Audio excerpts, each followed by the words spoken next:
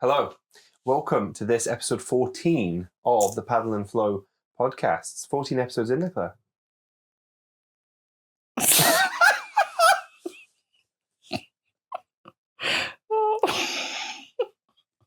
Oh, right, yeah. Sorry, we're too busy thinking about our future content pages. Yes, Alex, we are. This is episode number 14. Yeah. Amazing. How are you? Yeah, I'm good, thanks. How are you? I'm all right. Actually, all no. right, back. Truthfully, I'm not. I need to go paddling. That I've is reached fair. that point of... Paddling cabin fever. Yeah, I'm fine. It's weird because we've got some lovely sun and we've had some really big tides this week. Yeah. But there's been wind. East wind all week and it's into been next week. Frothy. And freezing. And freezing. Frothy. Yeah. I looked out yesterday. I was driving down the road and I was like, warm, lovely day. Today's the day for a lifeboat shout. Offshore, onshore wind, windy. I thought this definitely, if there's going to be a lifeboat shout, it's going to be today. And looked out and the sea was just white caps. Yeah. And I was like, oh no, there probably won't be.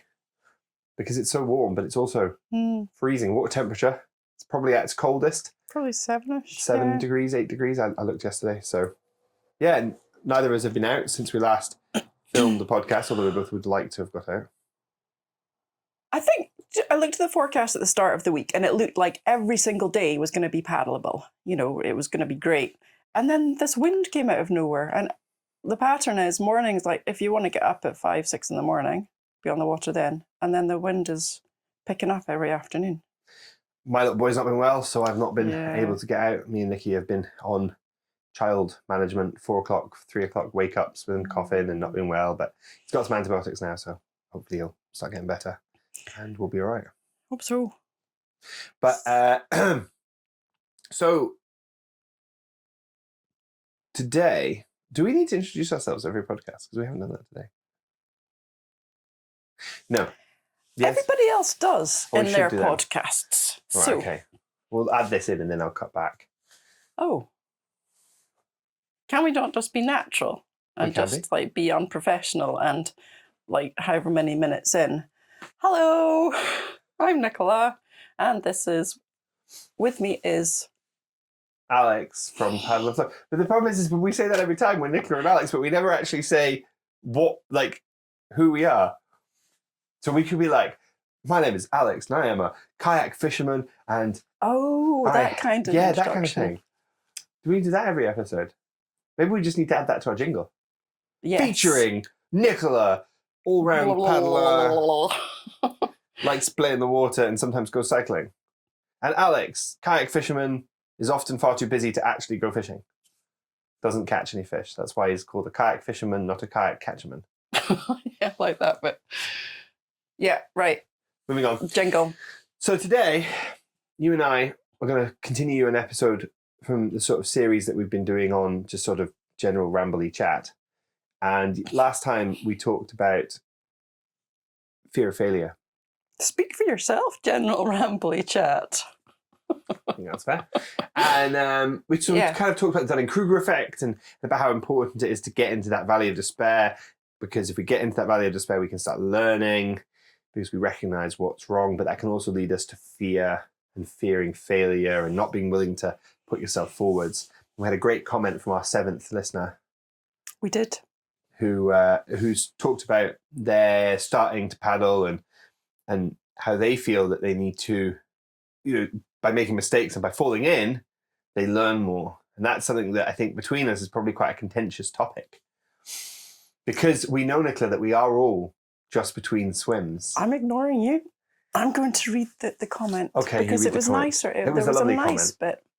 I listen to your podcast because I'm new to kayaking and I'm eager to learn. I have no fear of failure because every time I go out, I fail in one way or another. That's how we learn. And I think that is how we learn. I'm a big believer in that. Failure is going to teach you more if you look into it than success. Although success can still teach you something if you're willing to look at it. And that's an interesting statement to start the day. I don't know which one of those I prefer. We're going to go with we're all between swims, or... You really don't like that phrase, do you? There's a series of phrases in kayaking that you don't like. Wet exit is one of them. And before this podcast started, we've had a very good laugh about the wet exit. Very good idea. I've had a very good idea about the wet exit. Watch this space. Oh no, here we go. Right. Yes, there are phrases I don't like. We're just between swims. You're not learning if you're not falling in.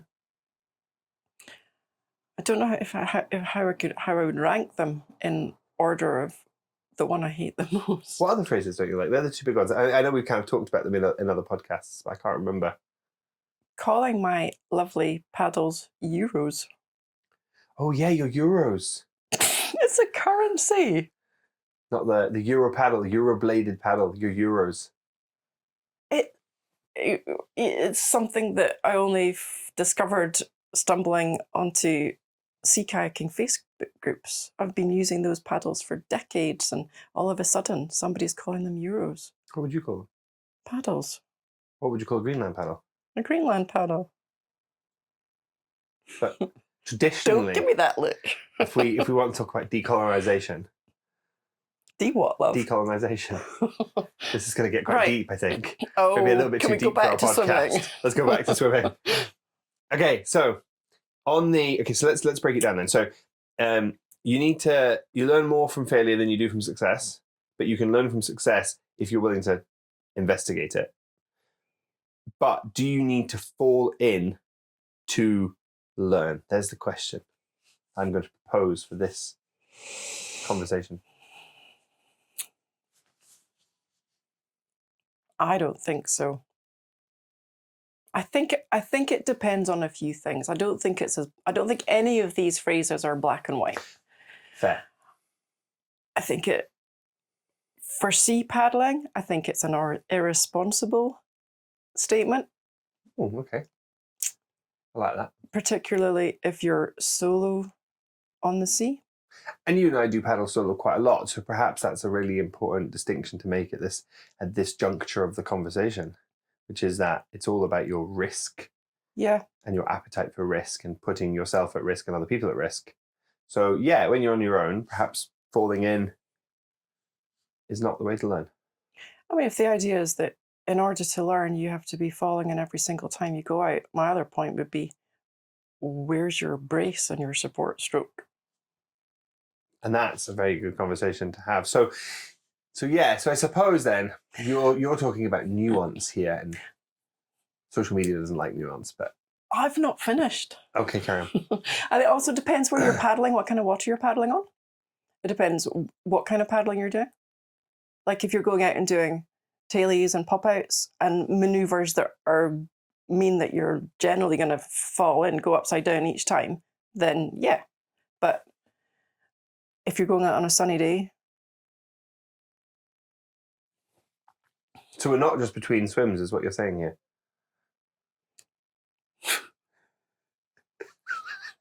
Welcome to this episode of Paddle and Flow, where Alex prods the bear. Tries to wind me up. We're not all between swims. Why do I not like that? I think it's negative. It's really negative. I was thinking about this. Why can't we just be, why do we have to be between swims? Why can we not just be between paddles? Yeah. Yeah. Yeah. Fair. And maybe that's tapping into some deep-seated something in me about swimming. I don't know. Swimming out of your kayak or just swimming in general? Swimming out of my kayak, yeah. Yeah. But, right, what's your view of the unless you're falling in, you're not trying? Oh, no, hang on. You've just said unless you're falling in, you're not trying, whereas I said unless you're falling in, you're not learning. Oh. Well, that's a different statement. I think if you're not falling in, unless you're falling in, you're not trying. Unless you're falling in, you're not learning. So let's do unless you're falling in, you're not learning first, because I think that's a different statement. I think there's a lot of... So I think I'm a big believer in failure gives you lessons. I've got a poster, and I've talked about this on the kayak before. I'm going to go and get it, because I talk about it on this podcast all the time. I'm going to sneak through here, and if you're listening on the YouTube, you'll be able to hear me into my son's room, because for some reason it's in my son's room. I'm not sure why. My son's room used to be my office. That's why. Oh. If they were listening on the Spotify, they just got a little bit of bonus. Oh, bonus commentary content. I was going to talk about you while you weren't here, and then I realised you were still talking. This sign says, remember, there are no mistakes, only lessons. I saw this in a shop, and it was £15.99. Not that the price is on it anymore, but I just seem to remember that. And my wife said, you are not buying that because we don't have spare money at the moment. This is when my wife and I were quite skint. Back in the day, when we were living off £20 for our food. By the way, you couldn't do that nowadays, I'll tell you that. No. And eating a lot of lasagna because it was cheap to make. But remember, there are only no mistakes, only lessons. So I bought this, £15, and I have it up in my sort of sign that you should put in a bathroom, I think. It lives in my office, although this is now my office, but it was in my son's room because in a bathroom. yeah, that's the sort of thing you put in a bathroom. You don't think? Stick it over the sink, opposite the toilet, and every time you sit on the toilet, you've got to read it. Where do you spend more time contemplating life? Most people, not everyone. The toilet, the great contemplator. I used to have a sign, whatever you are, be a good one. Whatever you are, be a good one. No? My eldest thought it was hilarious. I like it. I don't know why. So, yeah, remember there are no mistakes, only lessons. And that's kind of my philosophy on life. So you've got to make mistakes to learn. And mistakes mean sometimes falling in. If your brace isn't good enough, as long as you then reflect on that and say, okay, why wasn't my brace good enough? Did I not have my elbows in the gorilla position enough, as I like to call it? You know, you get your legs right up. Yeah. Did I not push in the right way? Did I brace on the wrong side? Unless it's a high brace, of course. Unless it's a high brace, in which case you're sticking out to the side. My problem in life when I'm kayaking is that I brace on the wrong side a lot of the time, and then I end up falling in, tripping over my paddle. Yeah. Do that a lot. Yeah, I had that written down actually about, we've all been in that where you're leaning the wrong way with your paddles out the water. That classic trip over the blade kind of. And I think you have to look at that to learn from it. So falling in is going to teach you lessons, but at the same time, you're going to learn. If you're doing some straight line paddling is one of my weakest skills in a sitting kayak, especially if you see my very sporty piranha blade. Yeah. Paddling in a straight line is incredibly difficult. Yeah. In that boat, I find that I really struggle with sort of paddling in a straight line, and falling in isn't going to teach me anything. Actually, what I need to do is learn how to put my feet in the right place and drive the blade in the straight line and keep my head up and look where I'm going. But actually, is falling in going to teach me something in that moment? Probably not. Mm-hmm. Which is a different phrase to if you're falling in, you're not trying. No, if you're not falling in, you're not falling in, you're not trying. I think that's quite a negative phrase, along with we're just between swims.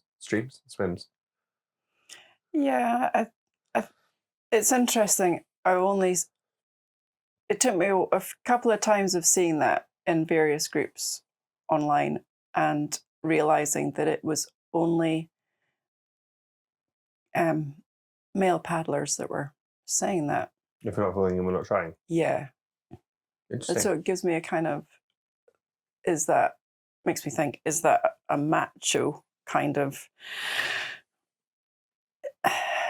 I try really hard and then I get it wrong and I fall in. So if I'm not falling in, I'm not trying because I'm obviously not doing good enough.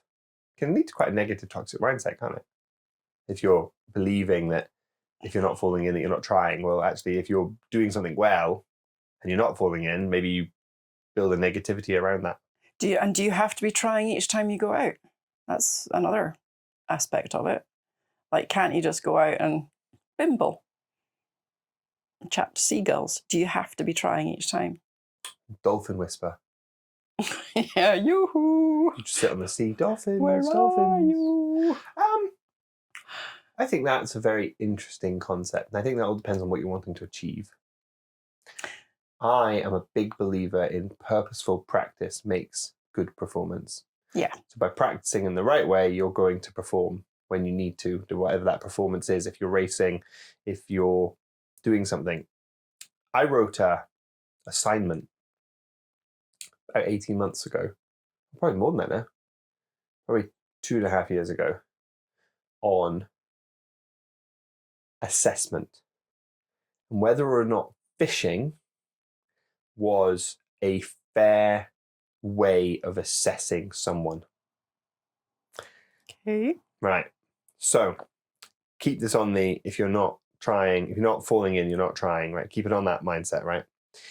So you could go out, you could have the right bait in the right spot with the right gear, and you should catch a fish nearly every time. Should catch a fish nearly every time. But if you're assessing someone's ability to catch fish, when they go out and they catch a fish with the wrong gear, with not the right bait, they get a positive reward from that if they got lucky. So mackerel fishing is a great example. You could go out, you could be targeting some cod, and you could catch a mackerel. Oh, that camera is flashing. Why is that doing that? Yeah, what does that mean? Well, I'm slightly worried it's going to crash the camera like it did last time. No, it hasn't. Okay, that seems to be okay. I just quickly add this in actually, and then I'm going to ad-lib something here and put it in the beginning. Okay. In the last episode that you'll see for this video, we only put an audio episode up because Nicola's camera had a corruption on the file and we lost the Nicola camera data. So you may see that video come up with some drone footage over Nicola or some other footage of paddling where Nicola's voice would be. If you do want to listen to that last episode of Fear of Failure, please check it out on the Spotify page or Amazon Music or Apple Podcasts. Wherever you consume your podcast content that isn't YouTube. I don't like the correlation between Nicola droning on and drone there. Well, that's obviously a self-reflection because that's not how I perceive you. Because I think everyone knows I'm the one that drones on. Anyway, back to the conversation. So yeah, assessment. Yeah, so interesting. I think, where did I get to before that camera turned off? The positive reward. So yeah, so every time you go out and catch a fish, you get a positive reward because you've caught a fish, but that doesn't necessarily mean that you were doing the right thing to catch the fish at the time. It's like people who get down a section of white water upright without catastrophe and think that they're... Yeah, absolutely. Without being you can have rude. someone come down that with terrible technique in a poor manner with bad paddling technique. Blades out the water the entire time. Floating around. If you ever watch me surf, pretty much the way that I surf. But they get to the bottom and they have a positive reward at the end of it. Yeah. But they haven't fallen in. So, have they learned? Do they learn from that experience or do they just move on? Yep, I did it. Tick that one off. Onwards. Grade 2, grade 3, done. Next. Yeah, I'm a whitewater paddler. That is where the whole of this conversation I wanted to go to. So I'm a big believer in purposeful practice. So if you go out fishing and you're using the right bait in the right place, but maybe at the wrong time of year, you're not going to catch fish. But that doesn't mean you're doing anything wrong. You just need to be persistent. I'm a big believer in fishy spots. I know some spaces around here that are really fishy, and I haven't yet caught fish at them. But I've not tried every single tide with every single different type of bait. And, there's still things I could do before that is definitely a write-off as not a fishy place, because there's lots of different things to try. Learning, I suppose, being purposeful in the way that we learn is like that. So for me, I'm a big believer in, so that's why I believe that falling in is important for our learning.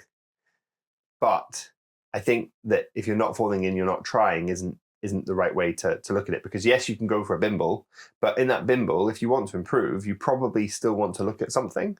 But that bimble might be just getting confidence on the water. I think I'm quite far on in my paddling journey. So Does that mean you've got bad habits? That's a separate conversation. Carry on. I'm sure I do. Yeah, I'm sure. Yeah, that is a separate conversation. Definitely a good one to have.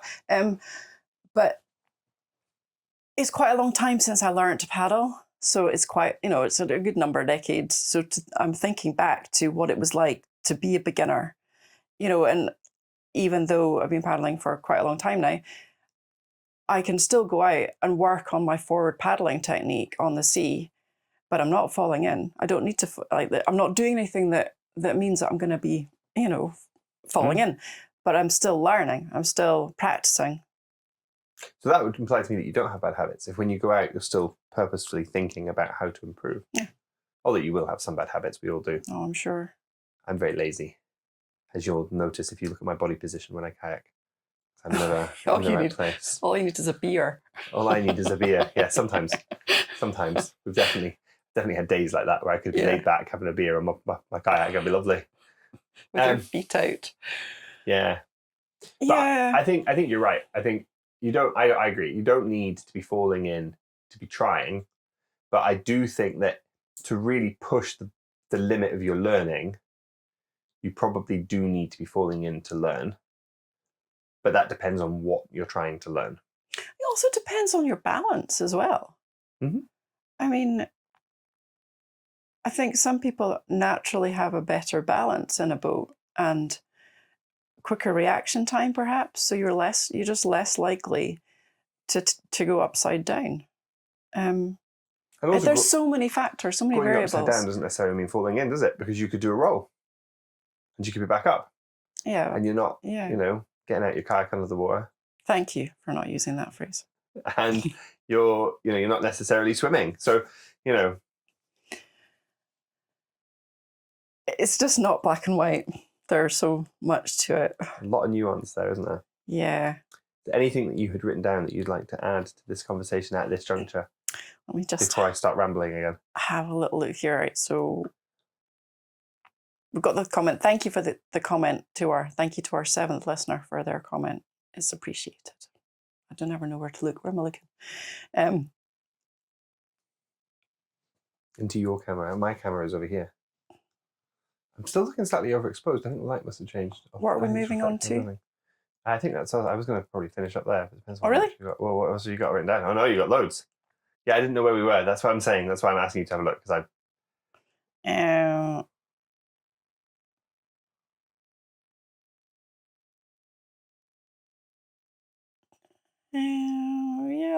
that's actually pretty much it. I'm just thinking we were pretty much there. Yeah. The between swims. You kind of touched on that. Talked about it. Haven't you? Have you? The more you want to say on it? I've listed my swims. You've listed your swims? I listed my swims. Nicola's listed all, in this conversation that we've prepared for, Nicola's actually listed all of her swims. All of your swims. Out on the sea. No, you can't list every single swim you've done, surely. Mm-hmm. Well, all the swims I can remember, like the big ones, there are 7. 7 big swims. 7 swims I can remember. Okay. Now, so this doesn't count. So I can remember my very first capsize. Oh, yes. We don't call it. It was never called a wet exit. Capsize. You capsized. Yeah, I can remember that. Sorry, I interrupted you. What were you? I was going to say, well, why don't you tell me your swims and I'm going to ask you what you learned from each one. Ooh. Your biggest learning point. Ooh. Brilliant. Okay, let's start with the first one. Grantley, River Tay. Okay. Winter training, January. Burr. 1988, 99 winter. 1988, 99 winter. Yeah. What? Oh, how old were you? Minus. Yeah, it was cold. I was probably, I think, what would be termed like 12, not even 12 weeks. Oh. As in, not 12 weeks old, I mean 12-week fetus. Gestation. Yes. Oh. Yeah, the river was quite big. The river was quite big. Sorry, mumbling there. And really sharp, fast eddy line. Flip. You went into the eddy? I was in the eddy. You were in the eddy? I just, next thing I knew, I was out my boat and swimming. What did you learn from that experience? I have experience? to say thank you to Fiona for coming down the bottom fall and rescuing me. Thank you, Fiona. Yeah, big thank you, Fiona. We still talk about it to this day. What did I learn? Well, why did it happen? Actually, to this day, apart from there being an eddy line, I don't know. Because I'd crossed that bit of water. Basically, there's a big rock called the island. Some people call it the boat breaker. Cheery. Yeah, I know. We just used to call it the island. And at high water, there is an eddy that forms there. They got two channels, a channel running either side of the rock. So you cross from one side of the river across one channel into this sort of eddy, but it wasn't as formed an eddy because the water was higher. And all I can think is I crossed over that first channel into that eddy, didn't really realise it was as much of an eddy as it was, went the wrong way, flip. Because I've done that, coming down the river, where you're going down a fast bit of river and you pull into an eddy, and then you forget that obviously when you enter the eddy, the boat, the forces on the boat are different, and so you're still in the position for the fast water, and you go in and the boat catches one side because it's slower, and away you go. Yeah, I've done that. So is it that sort of thing, do you think? Or? Yeah, well, usually you lean downstream, and then when you come into an eddy, you lean upstream. Didn't. Yeah, so it was that. Was that? Oh, and did you learn from that and take that forward into your future paddles? I must have done. Yeah. Because did I do that again? No. Okay, so that's swim where? Swim, well, it's a big swim number. Big swim number one. Yeah, big swim number one. Big swim number two. These aren't in date order. North Berwick. North Berwick. Oh, geez. Yeah, my dear mum used to take me and my kayak around the country, and she took me to North Berwick one day, and I was out sort of back of the harbour, behind the naturals, the swimming pool they've got. It's not a natural pool. On the skerries there, I fell in by myself. Mum was on the beach, but I fell in and... Was it wavy? It was wavy. Yeah, it wasn't really surfing. It was just a bit of surf on the rocks there. And I'm still quite a new paddler at this point. I only started in 1987, so I'd only been paddling for a couple of years. Yeah, just one of those daft, stupid things. But I was able to get out on a rock and get myself back in. Paddling a slalom boat on the sea. So it's not got the chunky stability of my dear Virgo or Scorpio. Phone's just changed the camera. So what did I learn from that one? It wasn't a very sensible thing to be out there by myself, really, in wavy conditions. Maybe that's an example of where you fall in and you don't learn. Oh, because I'm still doing it. All this time later. Oh, yeah, Stanley. Again on the Tay, late 90s. River was quite high again, and what they do, the landowners there chop down the shrubbery at the side of the river, and they leave these little vicious stumps. They're only maybe like about that diameter, but they're really... So for our audio listeners, they're a 2-inch diameter? Yeah, not very big, but when you break out into an eddy, and it happens to quite a few people, I had a friend it happened to, you get stuck on these little things and got stuck on these little stumps and fall in. So that happened, and I lost my favourite thermal out of my boat. Learnings about that. Look for they're just under the surface of the water. So if you're on the Tay on the river, yeah, and in the sort of winter when the water is higher, watch out for these little tree stumpy things because they're vicious, nasty. Shrubbery, yes.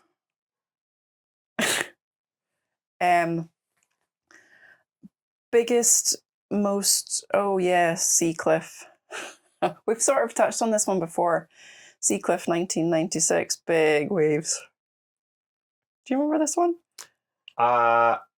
Did we put this in the podcast? We or did. Is this one that you and I have talked about not on podcast? I think it is in the podcast, just a little bit of it. Big waves, sea cliff, paddling. You know, it's like, the sea cliff is like when you arrive, if you're up on the cliff, the waves look smaller, don't they? They do, definitely. Yeah, strange boat. I was in a strange boat, didn't really fit me, using straight paddles. These are all my excuses. This wasn't the tube boat experience. This was the tube boat. Yeah, we haven't talked about this on the podcast. Oh, right. This was the Rotobat. This is the one you were trying to impress a boy. No. Are you sure? Yes. Okay, carry on. Trying to impress a boy? I thought that was nice, actually, that one. No, I'd come back from being down south. So I'd been working down on the Isle of Wight and I'd been doing a lot of wave skiing. So then came back up to Scotland and was quite kind of cocky and confident, really. Arrived at Seacliff. I think the waves were, yeah, they were 10 to 15 feet. They were big. And all the bigger, like the older, good surfers, kayak surfers were out there. And we pitched up and I just remember standing on the cliff saying to my person I was with, that was a diplomatic way of putting that. Yes. Carrying on. Do you think you'd be able to surf the green waves out at the back? Because they were gorgeous, lovely. You would have had a brilliant ride in. And he said, yeah, if you can get out past the break. Therein lies the clue and the problem, challenge. Yeah, didn't get out past the break. I don't know which wave it was, maybe wave 3 or 4 that broke on me, and I was upside down and rescued by one of these accomplished, very good kayak surfers from the same club that we were in. And he, I don't know, I didn't even see he was there, and then he was there, and yeah, I was rescued, and I think that was the end of that day. Oh dear. I think you described that to me as the closest you were to drowning. There was a lot of white when you talk about the sea being frothy. Yeah, that's just young and stupid. Trying to impress a boy. I tried to impress. I don't think have I ever tried to. Just didn't need to. I just didn't need to. Too good for that. Don't need to impress anyone. They're already impressed. That's not really what I meant. That's not what it was about. Moving on. Oh dear, are you bored yet? I think everyone else might be. That was harsh. Unfiltered today. We can cut this out. Use it another time. Right. I'm trying to work out how we could use it the best, actually, because there's definitely some good stuff in here. The River Loy in 1998. Now, this wasn't about impressing a boy. This was about a boy thinking that because I was kind of quite a good slalom paddler that I could cope with anything. So he was a white, like he'd been down grade 6, Falls of Orkney, that sort of thing, like a really good whitewater. Really good whitewater paddler. Yeah. And I was a slalom paddler. I used to big, wide, like the Tay, big, wide rivers. And he took me on this little glorified, it's not nice to call the River Loy a glorified ditch, but in comparison to the Tay, it was narrow, it was fast, there were no eddies, it was in spate, it was huge for what it was. And we'd walked up it and we'd spotted this stopper, almost like river-wide stopper on, like not far from the get-in, and it was a keeper. And there was a little sneaky channel down the left, but the water was so fast and so not what I was used to. There was nowhere to stop. We were at this stopper before I realised, and I didn't get the left-hand sneaky shoot. I was right in the thing, stuck. And I was stuck. And I tried digging my way out. Nope. Tried getting to the end. Nope. Just kept slurping back in. Rolled, still in it. I was in there. In it for a while. I was in it. And the thing was that just below this stopper, there was a really fast eddy, which I'd nicknamed the Eddy of Doom, because it was really fast circulating. And below that, there's a drop. So I ended up swimming out the stopper and rescued myself. I can't remember if he got me or if I swam to the side into this Eddy of Doom. Luckily, getting out there above the fall, because that would not have been... That would have been a long way. Little drop off. Oh, I lost my paddles. I let go of my paddles. Yeah, number 1 rule, don't let go of your paddles. Yeah. Oops. That would have been a long walk. A long walk? Well, we lost the boat as well. You didn't mention that. Yeah, the boat it was picked out of Loch Linney, somewhere near Fort William, I think a couple of days later. Yeah, so that was a pretty big swim. Where are we? Well, that must be 5. Yeah, so 2003 Thistlebrig. This is older, wiser, more experienced paddler Nicola here. You would think so. Yes. Yeah. You would Gone think are the days of youth trying to impress boys. And now it's flashing. It's getting bored. I think it's getting hot.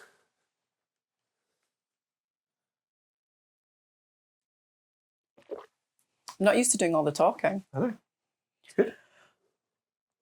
These are very quick versions. You know, if I wrote about these, it would be pages. Maybe you could write about them. We could put them on our Patreon that we don't have yet. Yes. Right. Thistlebrig 2003, older or wiser? Older, wiser, not trying to impress as many boys.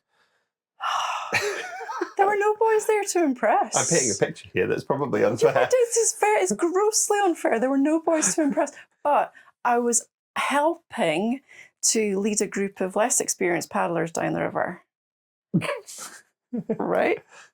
So I got to the water first, and there's a really nice wave at Thistlebrig, just where you kind of get in all right.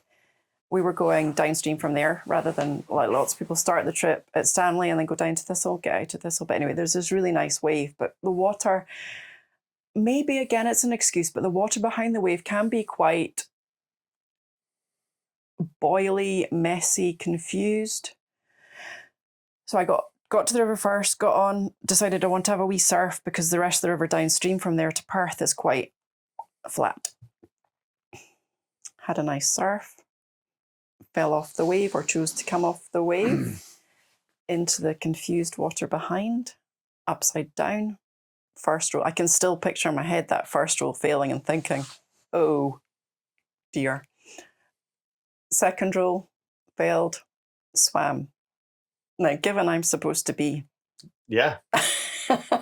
helping, leading, and somebody left a comment, I shared this, and someone left a comment that you gave a good example of kind of how rivers aren't to be messed with, that, you know, it can happen to even people with experience, which I quite like that spin on it.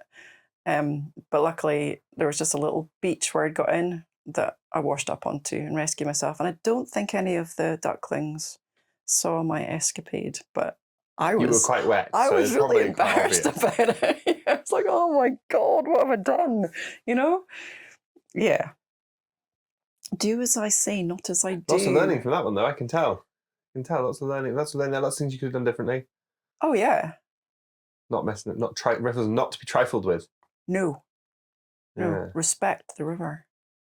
Yeah, I don't really. I like the wave at Thistle, but I don't like it as a piece of water. And it'd be interesting for anyone that's paddled there, what they think about that bit below.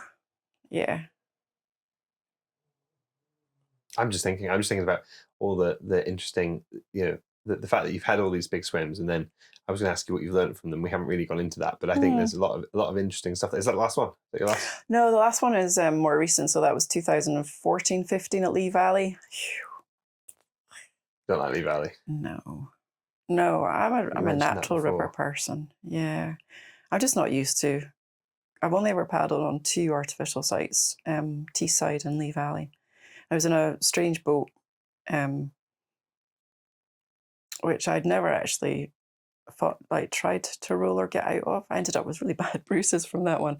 Fell in, and when I was trying to roll up, I was just getting trapped against the concrete wall. I just bailed. Yeah, it's right at the bottom of the Legacy Loop for anyone who's been there. Yeah, so that was that. What did I learn about that one?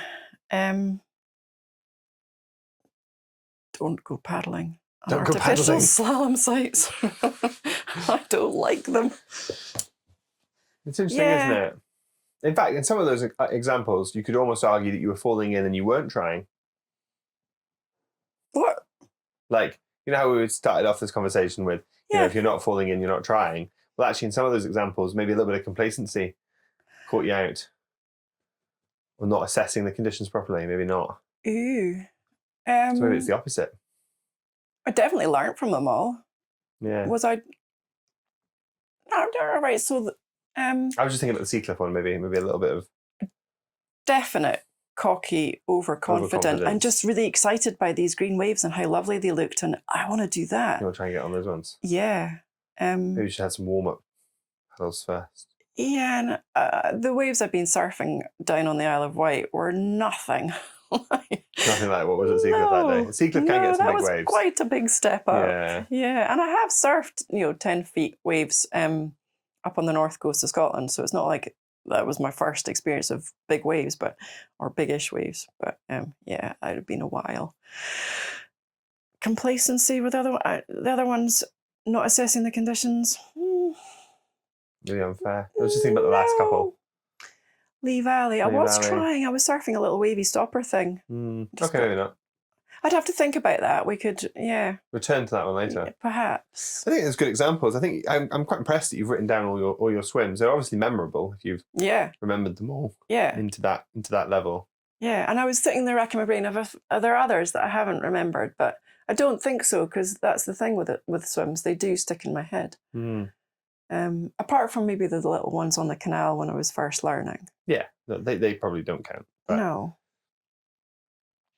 I'm trying to think of my big swims. I've not had many big swims, thankfully. I had a few capsizes the other day when I was practicing rolling my boat. Did a bit of swimming then, but that's different. That's intentional.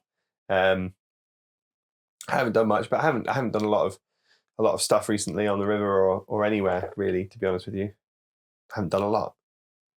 So I'm different because I do a lot of sit-on kayaking. Yeah.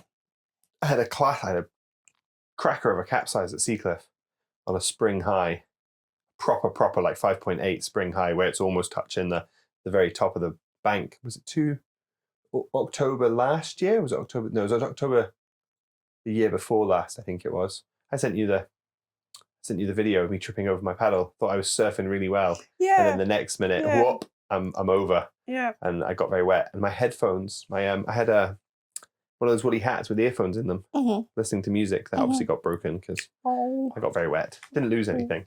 I maybe lost one lure, but I didn't lose anything off my boat because I strap everything in. But yeah, I don't think I'd even caught any fish. It's a generally rubbish day, and then got very wet, although it was fine. What did you learn from that? Put your paddle in on the right side when you're surfing. I definitely put my paddle in. I watched the video back a few times. I think I'd had a few good surfs in the weeks previous. And then I just panicked. I leant the wrong way, put my paddle in the wrong side. So it was panic rather than complacency then? I think, it definitely wasn't complacency. I think it was lack of experience. Right. It was just not being comfortable. So when we get under pressure, pressure's another thing I love. Get under pressure, your brain resorts to habits. So if you don't have habits in that situation, if you don't have good habits, so good practice builds good habits, and good habits lead to good performance. That's my phrase. So if you don't have a good habit, you're not going to have a good performance when you're under pressure. And I didn't have good habits because I don't, I'm not experienced enough in putting my paddles. So under pressure, in that moment where I knew I needed to be quick, I just put it on the wrong side. Right. Foot. Away I went. There you go. Foot. So yeah, I think that's that's quite common. I think when we get under pressure, it's a whole different conversation because you could argue in the sea we probably aren't under that pressure as much as you are when you're if you're on the sea and on the East Coast. I think if you're in the Falls of Laura, it would be different. But depending on where you are in the sea, it's unlikely that you're going to be encountering situations where you need to be quite so reactive. Whereas on the river, yeah, it's unfair. I beg to differ. It was Nicola Spiker. That day paddling behind the harbour when it was massive. But that's a good example. That's a really good example. In those situations, you need to be able to perform under the pressure. Yeah. A lot of the paddles that you and I go out on recently, when you and I are paddling together, are very calm, sedate paddles where we may be working on things, but they are very calm. The sea's always quite nice, especially when I'm trying to fish. When the sea gets bigger, when we get caught out by the conditions, when we're under pressure, which are, I think those situations are rarer on the sea than they are on the river. Because on a river, you're linking a series of, the way I see it, is you're linking a series of moves together in conditions that you may have reassessed before if you've looked at the river before. So you've got a plan, but under pressure, you've got to execute that plan. And if you get that wrong and you find yourself in the wrong line or on the wrong eddy, you've got to adapt to that depending on the feeling of the boat. It's the same when you're in big sea. When you're in big sea, like at the back of the rocks, or when you got caught out behind Nicola Spiker, you need to have a series of reactionary things that you do under pressure that your brain doesn't need to spend time thinking about. Yeah. Because by thinking about the individual moves needed, and when I say the individual moves, I mean like where you need to put your hand and your feet and your which leg are you lifting. You don't, if you lift the wrong leg when you enter an eddy and you lean the wrong way, you're going to tip, you're going to capsize, you're going to be swimming. These things you don't even think about, they just happen without you thinking. And that's what I love. Second nature. Why do they happen without you thinking? And they happen without you thinking because you practice them. Yeah, it's experience. It's only experience if you're practicing in the right way. Yes. So you could be experienced but not practicing the right way, and then all of a sudden you're in this mess. This is now extending the podcast longer than I meant it to, and maybe this will be another episode actually. Maybe performance under pressure could be a different episode and how we do that. I would think, but it made me think about that article you sent me, the news article you sent me the other day about reporters getting it wrong. Yeah. And how they're not an experienced paddler. Or are they an experienced paddler when they die on the sea, or on a lake? The article you sent me was all about how kayaking deaths are reported and how often it's a misperception that experienced people lose their lives paddling, which actually often it isn't experienced people, although obviously it does happen, unfortunately, experienced people do die paddling, but the majority of deaths on lakes and rivers tend to be people who are inappropriately equipped for the conditions. Or, equipped both in ability, knowledge, and like physical things. Yeah. Not just the gear. So that was really interesting. That made me think about that. And so maybe we'll do performance under pressure as another episode. How do we perform? How do we make sure that when we're paddling, we're able to react to those changing conditions? That'll be another episode. Built probably off this one. That's probably the next episode. Oh, look at that. We're beginning to make a little segue. Got momentum. Is there anything else you want to add about sort of if you're not falling in, you're not learning, or if you're not falling in, you're not trying?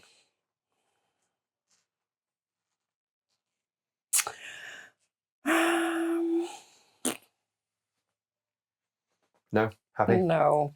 That was a very long thought. No, I just wanted to bollocks. To summarise up then, if you're falling in, there's definitely something to learn from, but you can learn without falling in. Yeah. I don't agree with the whole you've got to be falling in. If you're not falling in, you're not trying. It's nonsense. Macho nonsense. Macho nonsense. Yeah. But sometimes when you aren't trying, you might fall in because you might get complacent. No. And on that note, we'll call it a day. Thank you very much for watching this episode of Paddle and Flow. The cameras should be working this time, so we will have a video for this one. If you have enjoyed this episode, as always, please give it a like, a subscribe, a comment, whether you're listening on Apple Podcasts, Spotify, Amazon, or YouTube. Please follow along. Your support is appreciated to us. We've got lots of ideas of things that we would like to do, like narrate some of Nicola's paddles, create a whole photo page of kayaking. Watch this space. This is all news to me. It's not all news to you. We've been chatting about it. And thank you very much for watching. And I think this is episode number, I don't know, of 14 where we have finished, and I've thought, did I really say that out loud? Oh, what have you said this time? Thank you very much for watching. Thank you. Many things. Are you happy?